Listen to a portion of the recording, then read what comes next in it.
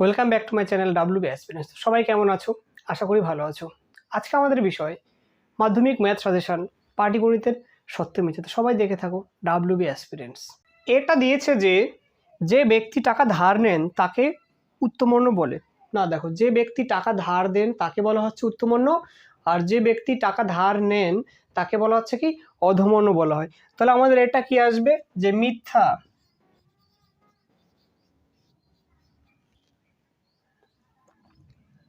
আমাদের বিটা বলা আছে যে গ্রামের জনসংখ্যা পি এবং প্রতি বছর বৃদ্ধির হার 5% হলে 2n বছর পর জনসংখ্যা হবে পি ইন্টু 1+5/100 তাহলে আমরা লিখে নেব যে বিএ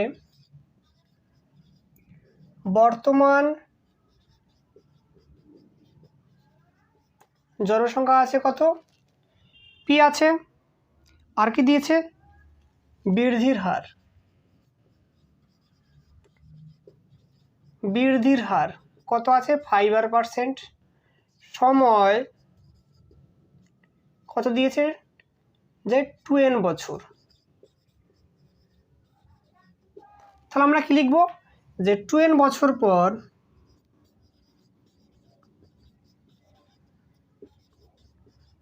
জনসংখ্যা হবে কি হয় যে পি ইন্টু 1+r/100। এখানে আর এর মান কত 5r, তাহলে লিখবে কত 5r/100 কি আছে 2n হবে। যেহেতু সময় 2 বছর দিয়েছে 2n বছর দিয়েছে, তাহলে কি পি ইন্টু 1+ আমি যদি কেটে দিই তাহলে কত আসবে 20, তাহলে 1+r/20 এটা হবে সঠিক অপশন। কিন্তু আমাদের দিয়েছে যে পি ইন্টু 1+5r/100n দিয়েছে, তাহলে এটা কি পাচ্ছি আমরা বিটা পাচ্ছি যে মিথ্যা।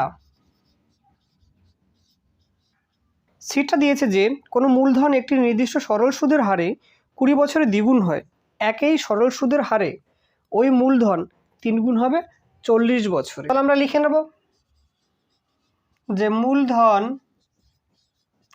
ইকুয়াল টু পি টাকা, সুদ আসল 2p টাকা, সময় টি দিয়েছে কত 20 বছর দিয়েছে, সময় 20 বছর। তাহলে কি লিখব যে সুদের হার কত r%। তাহলে সুদ কি আসবে, সুদ আসবে 2p থেকে যদি p মাইনাস করি তাহলে আমরা কি সুদ পেয়ে যাব। তাহলে কত 2p - p কত কি পাচ্ছি যে p টাকা। তাহলে আমরা কি লিখতে পারি যে প্রশ্ন মতে যে i ইকুয়াল টু p/t/100। তাহলে বা আমরা কি r এর মান বের করবো, তাহলে r equal to i into 100 by কি আসবে p ইন্টু t। এবার আমরা কি মানগুলো বসিয়ে দেবো। i এর মান কত পেয়েছি, i এর মান পেয়েছি p into 100 by p into t এর মান কত পেয়েছি, t এর মান পেয়েছি আমরা 20। তাহলে দেখো p কেটে যাচ্ছে, তাহলে কেটে দিলে কত পাবো 5 পাবো। তো আমরা লিখতে পারি যে সুতরাং r ইকুয়াল টু কত যে 5%। এবার কি বলা আছে যে আমাদের যে 40 বছরে কগুণ হবে 3 গুণ হবে। তাহলে কি লিখবো আবার যে সুদ আসল ইকুয়াল টু 3p। তাহলে সুদ 3p - p ইকুয়াল টু কত পাবো 2p টাকা। সুদের হার কত, সুদের হার r ইকুয়াল টু কত আমাদের বেরিয়েছে 5% বেরিয়ে গেছে। তাহলে আমরা কি লিখতে পারি যে প্রশ্ন মতে i ইকুয়াল টু p/t/100, আর আমাদের বের করতে হবে কি সময়। তাহলে কি লিখতে পারি যে t equal to i into 100 by কি আসবে যে p/r আসবে। তাহলে ইকুয়াল টু যদি ভ্যালুগুলো পুট করি আমরা কি পাবো, i এর মান আছে কত আমাদের 2p into 100 by p into r এর ভ্যালু কত 5। তাহলে দেখো আমাদের এই p কেটে যাচ্ছে আর 5 দিয়ে যদি 100 কাটি কত পাবো, 20 পাবো। তাহলে কত পাচ্ছি, ইকুয়াল টু যে 2 × 20 মানে কত, 40। তাহলে সময় পাচ্ছি কত, 40 বছর। তাহলে আমাদের সি এর উত্তরটা কি আসবে, সেটা সত্য আসবে।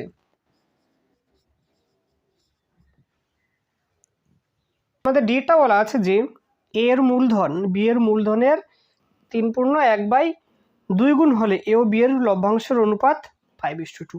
তাহলে আমরা কি, যে বি এর মূলধন ধরে নেব যে ধরি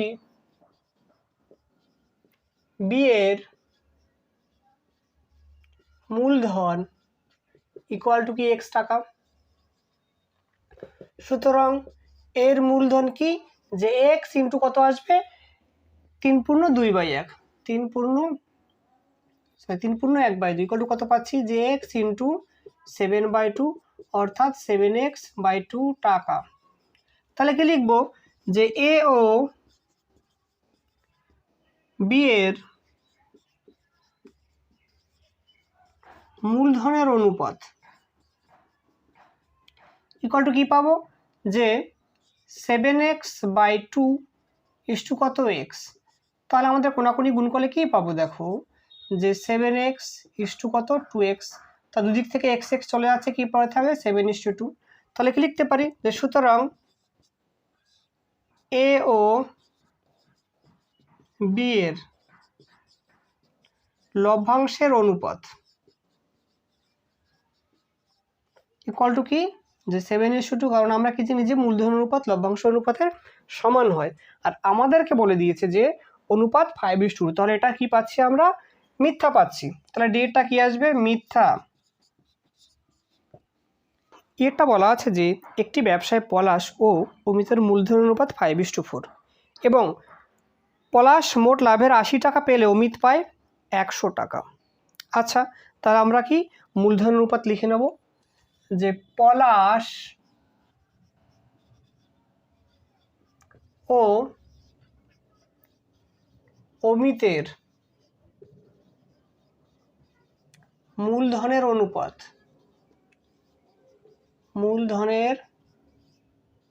অনুপাত কত দিয়েছে আমাদের, যে 5:4। কি লিখবো, যে 5:4। তাহলে কি লিখবো, যে পলাশ ও অমিতের লাভের অনুপাত কত আসবে, এটাও 5:4 আসবে। কারণ আমরা কি জানি যে মূলধন অনুপাত এবং লাভের অনুপাত সমান হয়। আর কি দেওয়া আছে, যে পলাশ মোট লাভের 80 টাকা পেলে অমিত পায় 100 টাকা। আচ্ছা, তাহলে আমাদের যেটা দেওয়া আছে সেক্ষেত্রে লিখবো কি, যে পলাশ ও অমিতের প্রদত্ত লাভের অনুপাত। কারণ এটা আমাদের দিয়ে দিয়েছে তাই আমি প্রদত্ত লিখলাম। তাহলে কি আসবে, যে 80:100। 80:100। তাহলে 20 দিয়ে ডিভাইড করলে কি পাচ্ছি, যে 4:5। কিন্তু আমাদের কি এসছে, যে 5:4। তাহলে এটা কি হবে, মিথ্যা হবে। এটা দিয়েছে যে বার্ষিক 10% হারে 100 টাকার 1 বছরের সরল সুদ ও চক্রবৃদ্ধি সুদের পার্থক্য 1 টাকা হবে। আচ্ছা, তাহলে এটা আমরা বের করে নেব, এবং এই অঙ্কটা মাধ্যমিক 2019 সালে এসেছিল। তাহলে কি লিখে নেব, যে আসল পি ইকুয়াল টু 100 টাকা, সুদের হার আর দিয়েছে কত আমাদের 10%, আর কি দিয়েছে, যে সময় দিয়েছে 1 বছর। তাহলে সময় কি আসবে, 1 বছর। এবার দেখো, তাহলে আমরা কি লিখতে পারি, যে সরল সুদের ক্ষেত্রে সুদ ইকুয়াল টু কি আসবে, যে আমরা কি জানি i = p/100। তাহলে কি আসবে, p/100। তো ইকুয়াল টু কি পাচ্ছি, যে 100 ইন্টু কত, আর হচ্ছে 10% ইন্টু 1 বাই কত, 100। তাহলে 100 কেটে যাচ্ছে, পাচ্ছি কত, 10 টাকা। আর কি লিখবো, যে চক্রবৃদ্ধি সুদের ক্ষেত্রে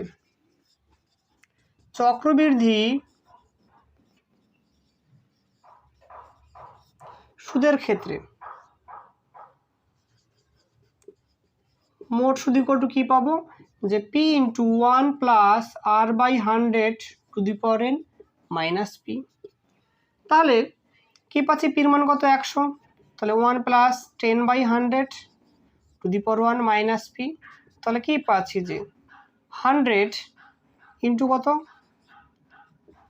100 প্লাস 10 মাইনাস পি, তাহলে কত পাচ্ছি 100 ইন্টু কত 110 বাই কত 100, তাহলে কি কেটে যাচ্ছে, মাইনাস কি আসবে 100 আসবে। তাহলে ইকুয়াল টু কী পাচ্ছি, যে 110 মাইনাস 100 ইকুয়াল টু কত, যে 10 টাকা। তাহলে দেখো আমরা কি পেলাম, যে উভয় ক্ষেত্রে কি একই সুদ। তাহলে এটা কি আসবে আমাদের, যে মিথ্যা আসবে। আমরা চাইলে অঙ্কটা না করেও কিন্তু মিথ্যা লিখতে পারতাম, কারণ হচ্ছে আমরা জানি যে 1 বছরের ক্ষেত্রে সরল সুদ এবং চক্রবৃদ্ধি সুদ কি সমান হয়। যেটা দিয়েছে, এ 10,000 টাকা দিয়ে ব্যবসা শুরু করার 6 মাস পরে বি 20,000 টাকা দিল, বৎসরান্তে তাদের লাভ্যাংশের পরিমাণ সমান হবে। দেখো এটা আমাদের কি 2017 সালে মাধ্যমিক পরীক্ষায় এসেছিল। দেখো তাহলে এটা কি ধরনের অংশীদারি কারবার, এটা হচ্ছে মিশ্র অংশীদারি কারবার। তাহলে লিখে নেব যে 1 মাস হিসেবে এর মূলধন, যে 1 মাস হিসেবে এর মূলধন। দেখো এর 10,000 টাকা 12 মাস কেটেছে, তাহলে কি লিখবো, যে 12 ইন্টু 10,000 ইকুয়াল টু কি লিখতে পারি, যে 1,20,000 টাকা।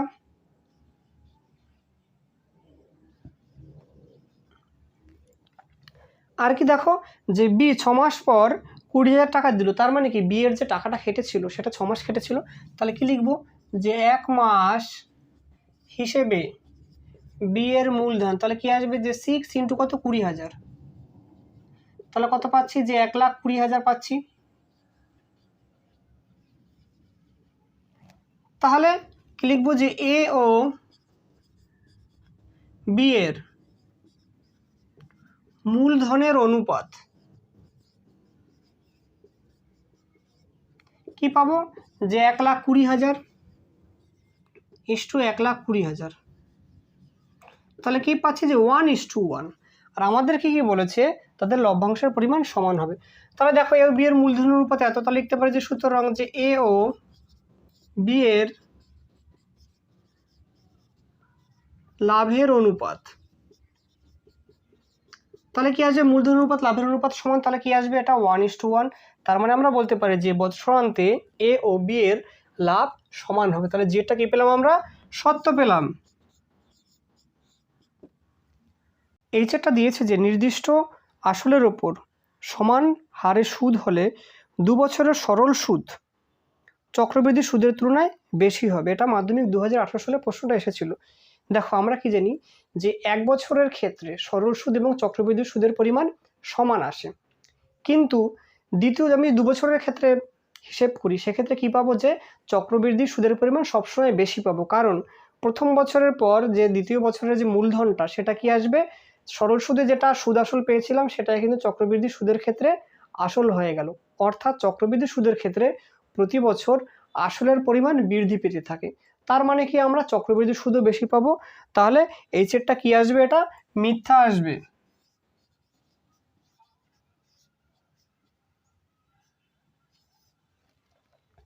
আমাদের আরেকটা দিয়েছে, যে বার্ষিক R/2% সরল সুদের হারে 2p টাকার টি বছরের আসল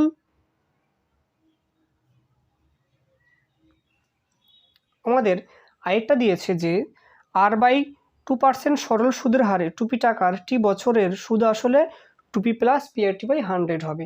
এটা কি মাধ্যমিক 2020 সালে প্রশ্নটা এসেছিল।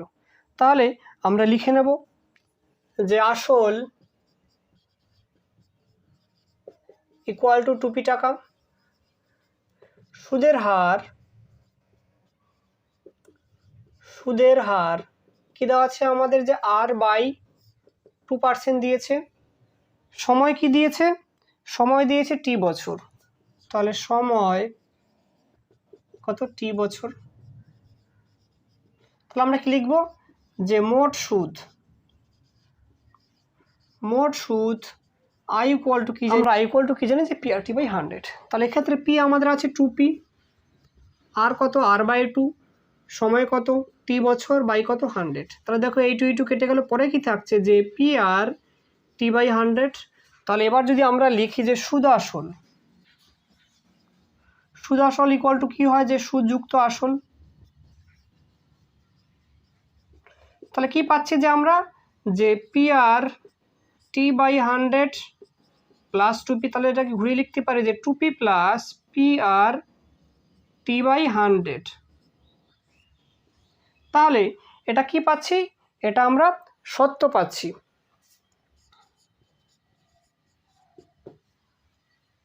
ডিয়ার স্টুডেন্ট, যদি ভিডিও ভালো লেগে থাকে তো অবশ্যই লাইক করবে, আর চ্যানেলটি যারা নতুন তাদেরকে অনুরোধ করবো সাবস্ক্রাইব করার জন্য। সবাই ভালো থাকো, সুস্থ থাকো, দেখা হচ্ছে পরবর্তী